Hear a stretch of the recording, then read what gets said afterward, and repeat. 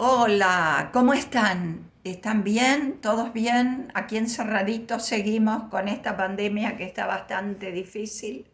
Pero bueno, estoy volviendo a grabar esto porque cometí un error. Grabé el primero el domingo para mandárselos ayer, pero no pude porque YouTube me lo rechazaba. Así que vuelvo a grabar. Creo que cometí un error, puse algo de otro lado y eso creo que no me lo permite. Creo que es eso.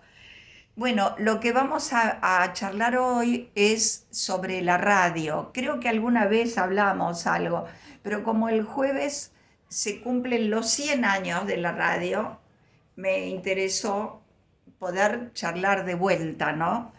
La radio que es compañera de tanto, tanto tiempo de nuestra vida. Yo escucho mucha radio, les diría prácticamente todo el día. Sigo tomando mis clases de pintura y estoy hasta mientras pinto también con la radio y estoy mucho tiempo con la radio. A la noche solamente prendo un rato a la tele.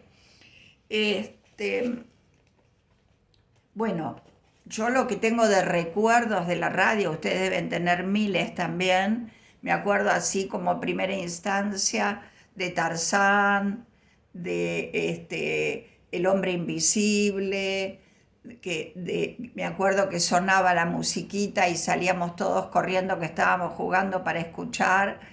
Este, y me acuerdo mucho de las dos carátulas, porque era un momento que nos reuníamos, era las dos carátulas Teatro de la Humanidad por Radio Nacional. En casa se escuchaba mucho. Yo escuché todo tipo de obras de teatro, desde todos los clásicos griegos, americanos, ingleses, alemanes, todos los clásicos.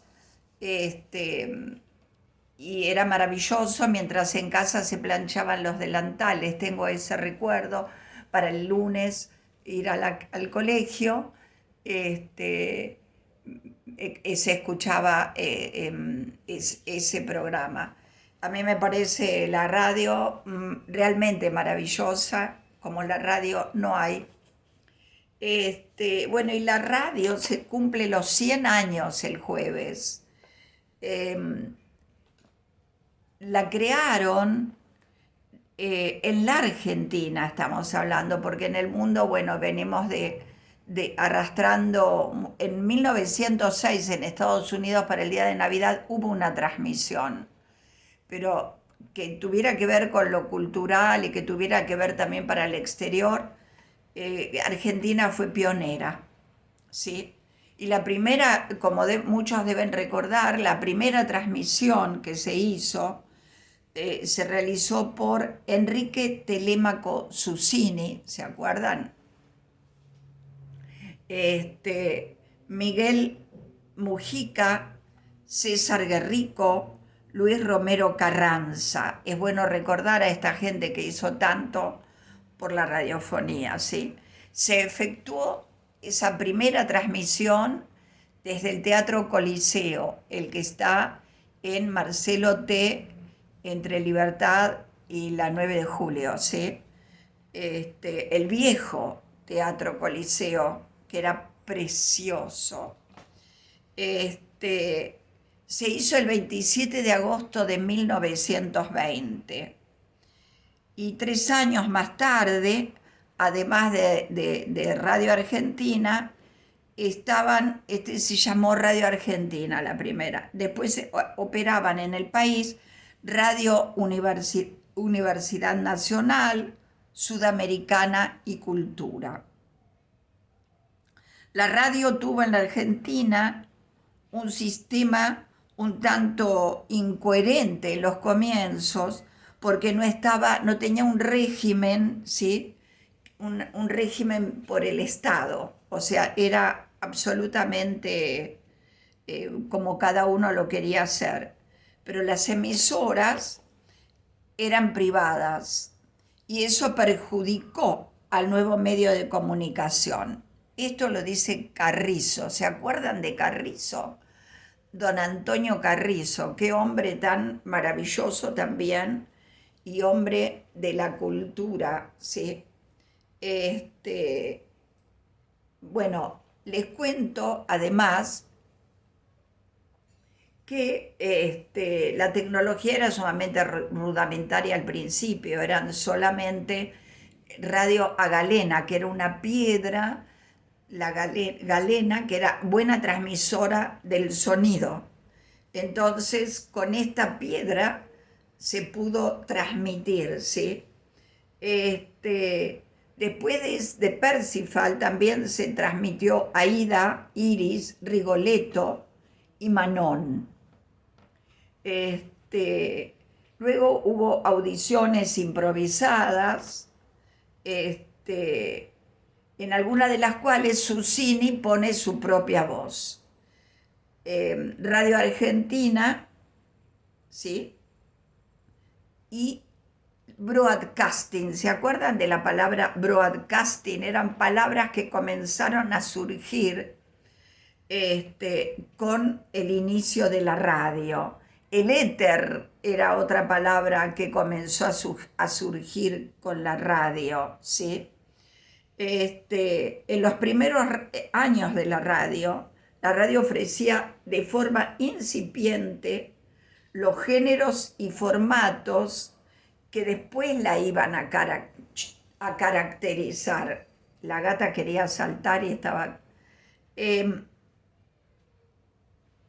La introducción de los parlantes más adelante cambió todo, ¿sí?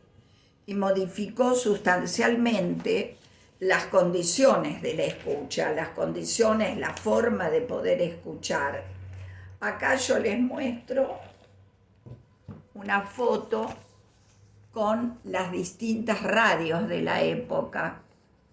Estas eran radios que ya tenían parlante. Ahí está la radio capilla, que era redonda arriba con la forma de una capillita.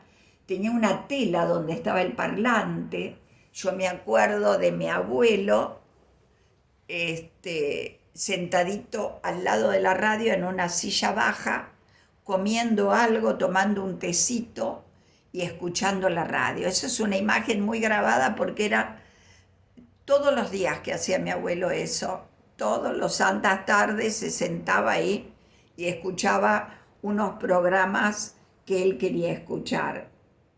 En la década del 30, la broadcasting, La Nación se volvió Radio Mitre. La Radio Cultura pasó a ser Radio El Mundo. Radio Nacional, Estación Flores se volvió Radio Belgrano. Radio El Mundo emitía en directo, tenía un escenario maravilloso y la gente iba a escuchar y ver en directo a sus artistas. Ahí actuaron todos, Nini Marshall, ni les cuento. Nacieron nuevas estaciones de radio, ¿sí? Como Radio Nacional, y surgieron revistas especializadas. Ahí hay otra actividad, ¿sí? Surgió La Canción Moderna y dos revistas que ustedes van a recordar que son Antena y Radiolandia. El radioteatro amplió su temática recuperando al folletín, ¿sí? Entonces aparece también el radioteatro en este medio de comunicación. Para la década del 40 fue una época de oro, ¿sí? Para la radiofonía. La decisiva campaña electoral de 1946, que llevó a Juan Domingo Perón a la presidencia, utilizó mucho la radio. De las voces y de la parte femenina que había en la radio, que el público amaba y conocía, estaba Nené Cascallar y María del Carmen Martínez. Nené Cascallar, bueno, y alguien que era Don Abel Santa Cruz. ellos hacían los radioteatros, los escribían. Y entre los actores conocidos estaba Oscar Casco, ¿se acuerdan? Con su mamarrachito mío.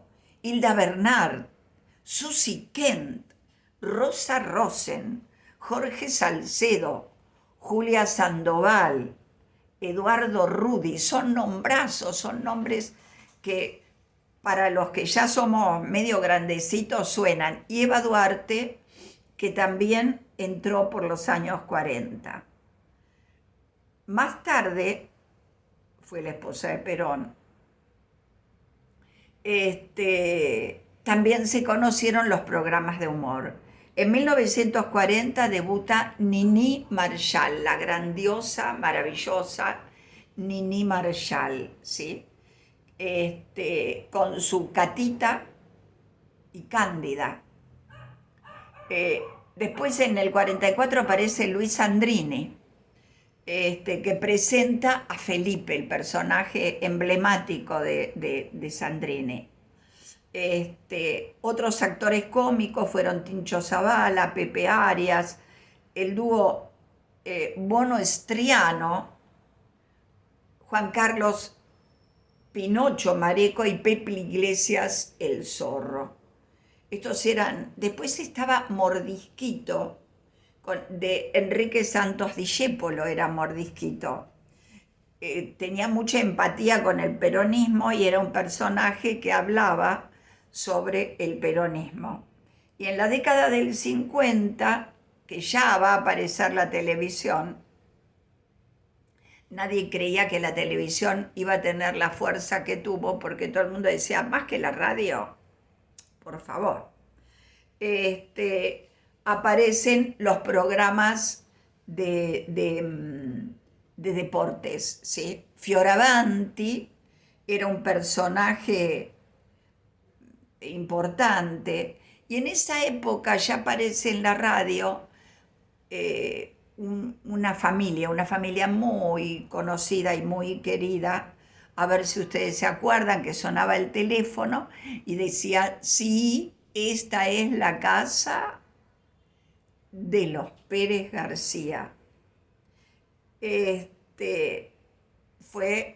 Duró muchísimos años, más de 20, los Pérez García. Eran amados, se paraba todo y todo el mundo, 8:15, prendía la radio y estaban los Pérez García.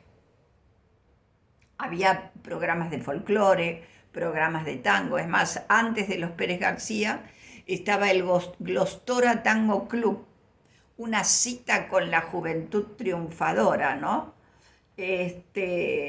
Aparecen los 5 grandes del buen humor con Pato Carret, Jorge Luz, Cambón, Gueñol, Sermar Gueñol, y Guillermo Rico, que era el cantante aparece la revista Dislocada con Delfort y Aldo Camarota, que luego sería un autor de muchísimos programas de televisión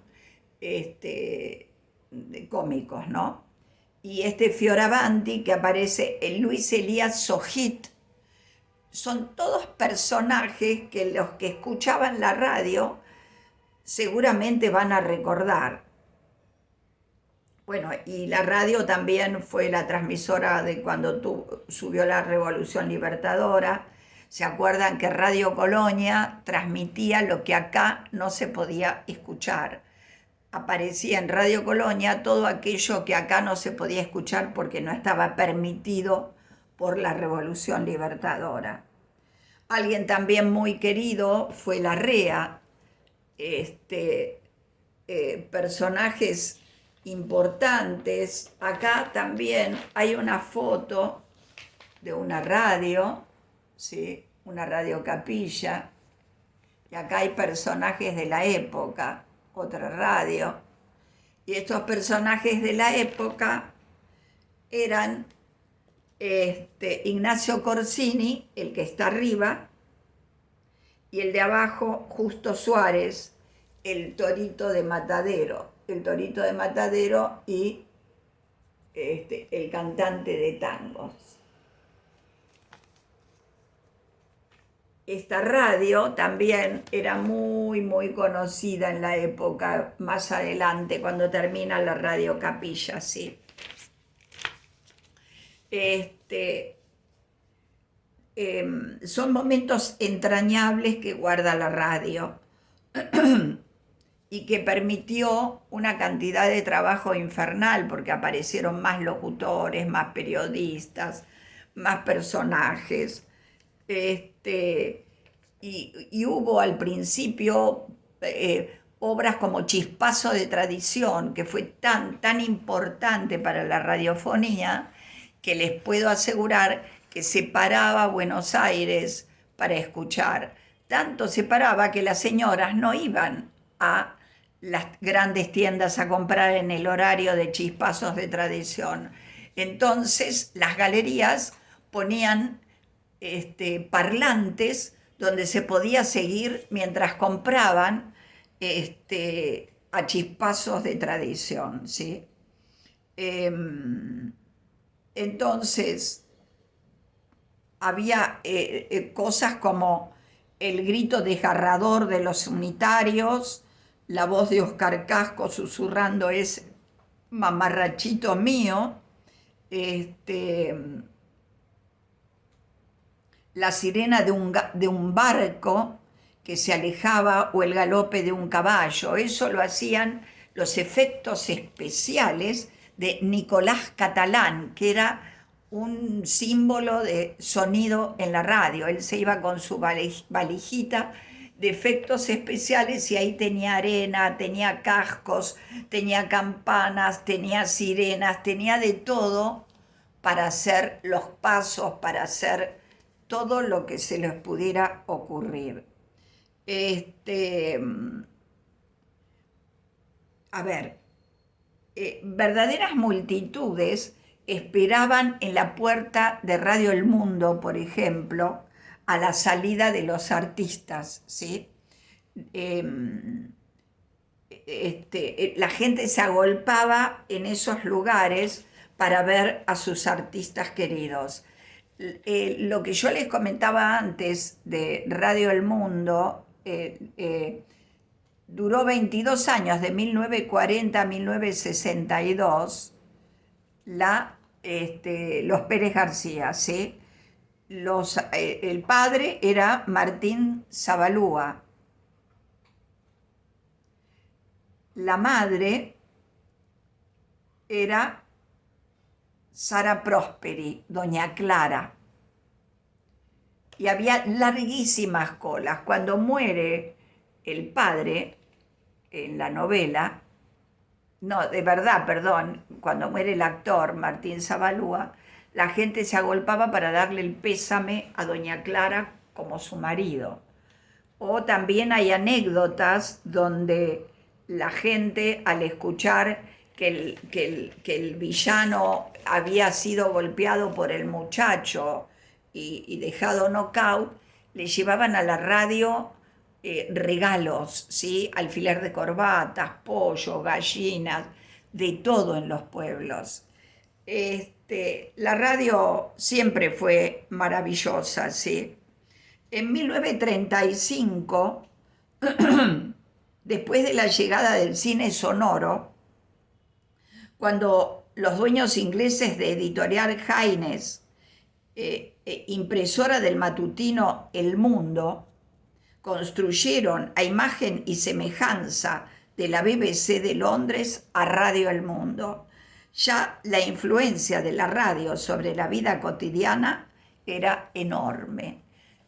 La familia se reunía alrededor de la radio y cambia todo cuando aparece la radio a transistores. ¿Qué es esta? La Espica, ¿se acuerdan? Entonces ya no se reunían alrededor de la radio la familia, sino que la radio iba al lugar donde estaban las personas, ¿sí? Es realmente espectacular la radio. Hay muchos personajes como Carrizo, como Hugo Guerrero Martínez, que marcó y dio un cambio y un vuelco a todo lo que es la radiofonía y la forma de conducir fue una maravilla. Estaba en Radio Belgrano, me acuerdo, mi abuela lo escuchaba con muy buen tino. Este, y hubo grandísimos personajes, Cacho Fontana, güey, Cacho Fontana también. Son todos personajes que cambiaron lo que se iba haciendo, los creativos eran, que cambiaron lo que se iba haciendo hasta el momento para dar un vuelco en lo que fue la radio. Luego, más tarde, vino la televisión y en un principio le quitó algo de audiencia a la radio, pero con los años la gente volvió a la radio, ¿sí? Así que bueno, yo quería que recordáramos un poco a estos personajes. Acá está don Antonio Carrizo, qué personaje maravilloso, qué tipo con tanta sabiduría. Y acá está la familia de los Pérez García, ¿sí? La que tanta felicidad llevó a la gente de esa época. Bueno, les voy a dejar un video también para ver si ustedes, espero que les guste y les voy a dejar un videito que bajé de YouTube para que vean también la historia de la radiofonía. Un beso enorme, hasta la próxima.